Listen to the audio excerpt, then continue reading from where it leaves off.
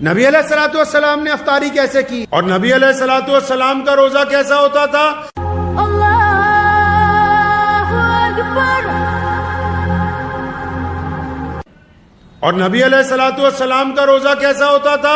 اس بات کو اب تلاش کر لیں۔ مجھے پتا ہے کہ آج بھارت کے مسلمانوں میں گھر گھر میں ہم لوگ مفتی بنے ہوئے ہیں، لیکن حضرت کبھی رمضان میں یہ بھی کوشش کر لیں کہ رسول اللہ صلی اللہ علیہ وسلم کس وقت اٹھتے تھے، کس وقت تسبیح پڑھتے تھے، کس وقت سحری کرتے تھے، سارا دن معمولات کیا تھے۔ پوچھو جا کے اپنی مسجد کا ائمہ کو، تاکہ پتہ لگے رمضان چلنا کیسے ہے، رمضان گزارنا کیسے ہے۔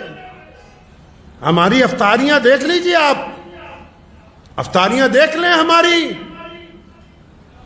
شام کو جب روزہ کھلنے کا وقت ہوگا، خدا کی قسم اتنا سامان ہماری افطاری میں ہوتا ہے، کوئی باہر کا آدمی دیکھ لے تو حیران رہ جائے کہ یہ کیا کرتے ہیں۔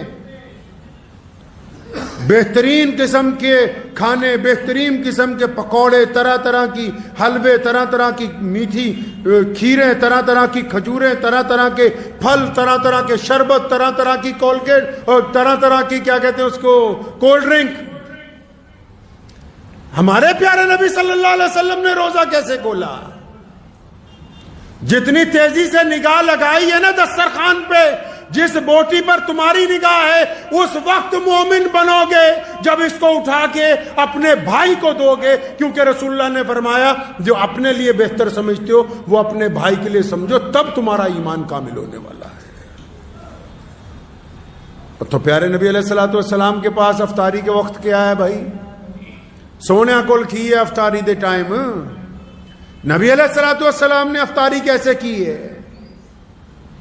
بعض اوقات بہت زیادہ کھانے جب دسترخوان پہ دیکھتے ہیں تو کبھی اپنے پیارے نبی علیہ الصلوۃ والسلام کو بھی یاد کیا کریں۔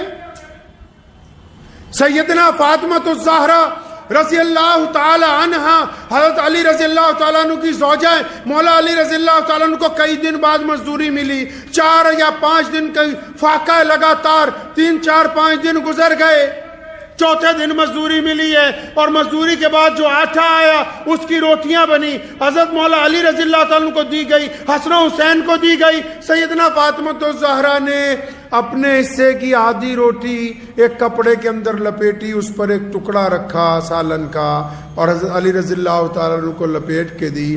پوچھا فاطمہ یہ کیا کرنی ہے؟ فرمایا علی جاؤ نا میرے ابا محمد رسول اللہ کو دے کے آؤ، میرے نبی علیہ الصلوۃ والسلام کا آج 5 دن سے فاقہ ہے، نبی علیہ السلام نے 5 دن سے کھانا نہیں کھایا۔ اتنی لمبی افطاریاں اگر یہ غریبوں تک پہنچا دی جائیں تو رسول اللہ صلی اللہ علیہ وسلم اس امتی پر فخر کریں گے قیامت کے روز۔ آؤ رسول اللہ کی افطاری دیکھتے ہیں۔ افطار کا وقت ہوتا ہے، محمد رسول اللہ مسجد نبوی میں ہے یا محمد رسول اللہ اپنے گھر کے حجرہ مبارک میں ہے، ایک بندہ چھت پہ کھڑا ہے سورج کو دیکھنے کے لیے کہ جیسے ہی یہ غروب ہو جائے بتا دیا جائے رسول اللہ کے ہاتھ میں ایک کھجور ہے، نبی علیہ الصلوۃ والسلام کے ہاتھ میں ایک کھجور ہے، یا کبھی ایک ہے یا ایک سے زیادہ کچھ ہیں۔ آپ صلی اللہ علیہ وسلم کھجور کھاتے ہیں، پانی پیتے ہیں، روزہ کھل جاتا ہے، نماز کی تیاری ہو جاتی ہے، تے اسی تا ماشاءاللہ افطاری چ کھائی نہ لینے عشاء ویلے اٹھیا ہی نہیں جاتا، اٹھیا ہی نہیں جاتا عشاء چ۔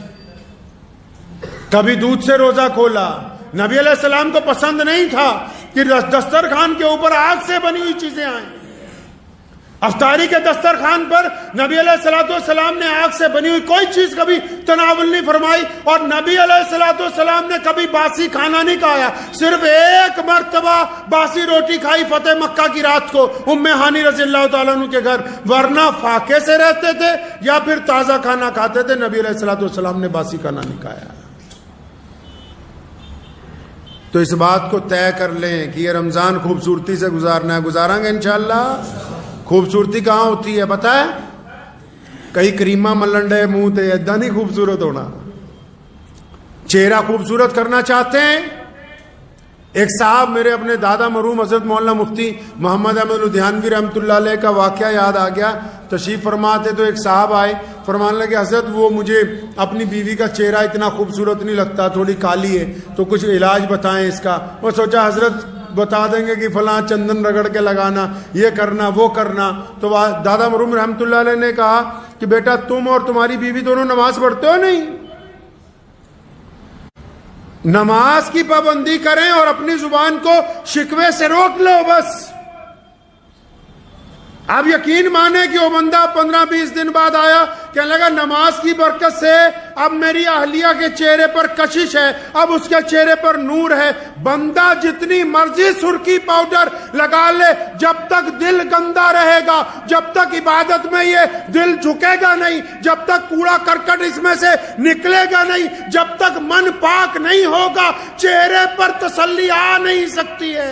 رنگ میں کچھ نہیں رکھا، اللہ تبارک و تعالیٰ نے دلوں کے نور چہروں کے اوپر عطا فرمائے. اس دل کو پاک کر لیجئے، چہرہ منور ہو جائے گا انشاءاللہ تعالی. تو یہ روزہ گزاریں گے انشاءاللہ اچھی طرح گزارنا ہے. دھیان رکھنا ہے ان لوگوں کا جو آس پاس غریب ہیں. ہم محمد رسول اللہ کی امت میں سے ہیں، ہم بانٹنے والے ہیں، مانگنے والے نہیں ہیں. رسول اللہ صلی اللہ علیہ وسلم نے بانٹنے کا حکم دیا، رمضان میں تو تیزی سے بانٹنے کا حکم دیا. اور صرف پیسے ہی نہیں بانٹنے، ہم نے خوشیاں بھی بانٹنی ہیں، ہم نے آنسو بھی پہنچنے ہیں، ہم نے غریبوں کا ساتھ بھی دینا ہے، ہم نے رسوا لوگوں کو عزت عطا کرنی